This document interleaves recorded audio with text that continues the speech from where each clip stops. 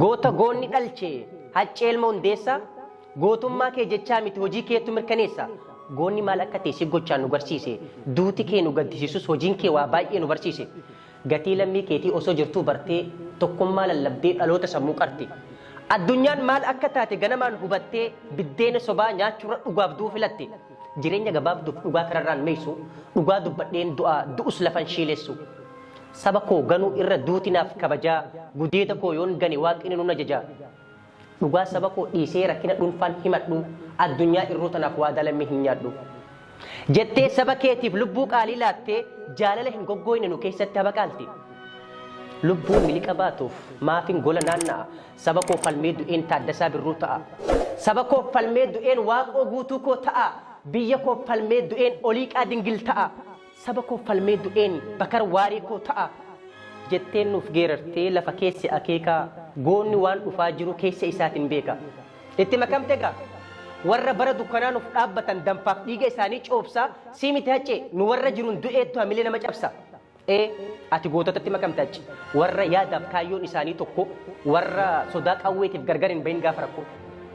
Warra Oromoof gumaacha lafeef dhiigaa warra seenaa dhalootaan ga'e shira diinni xadhe diigaa.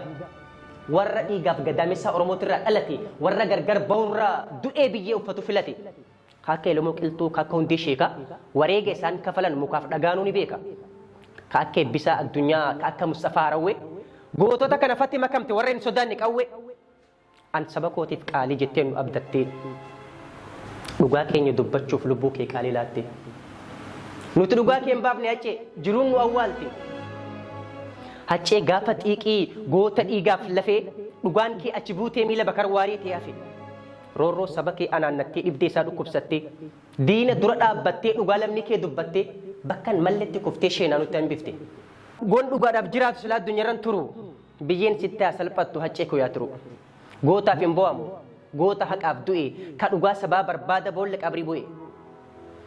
Gootaan du'een jinaa goonni du'een beeku takka warra jiruun du'eettu garmalee nama rakka.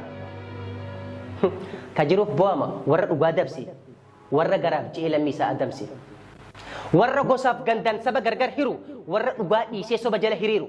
Warra eefa du'e beeku gatii goota warra seenaa jallisee jibba dhaalchisu dhaloota.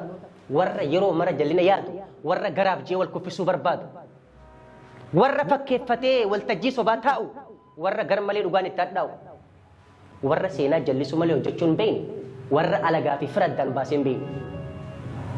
Warra rakkoo nama jiruu baqatu warra ka du'e qofaaf boo'ee imimmaan sobaa haqatu. Jara kanaatti du'e lubbuun isaanii haa boqottu. Ilma irraa hojiitti abbaa fakkaata. Goonni hin du'u hojii isaatiin jiraata. Maali ni beekta rakkinni keenya? Gaafa lubbuun jirru waltiffannee waliif ta'uu hin beeknu fakkeenya. Gaafa lubbuun jirru walitti yaadna shira eefa duune waliif taana fira. Akka wal qabannee waliin hin baane gaara dalla shiraa wal duratti ijaara. Efa duune waliif boonya buufnee imimmaan dara. Hayyuun saba mataa walitti qabu. Goonni biyyaaf bu'aa qabu. Du'aa isaa malee fayyaan nu bira bakka hin qabu. Gaafa inni jiru dhugaa isaa xawwaalla. Reeffa sara dhaabbanneet gaarommina isaa himuudhaaf yaalla. Nama jiru dhiifnee nama du'eef boonya dhugaa walii dhossinee waltajjii sobaa teenya. Galma dhugaa diineet galma sobaa jaarra ka jiru dhiifneet ka du'e gargaarra. Deemsa wal dhoowwinee waliin teenya qabne tanaaf dhugaaf nageenya qe'ee keenya dhabne. Bakka dhugaan hin jirre nageenyi hin jiru galma dhugaa ijaarru galmi sobaa hin turu. Galatooma.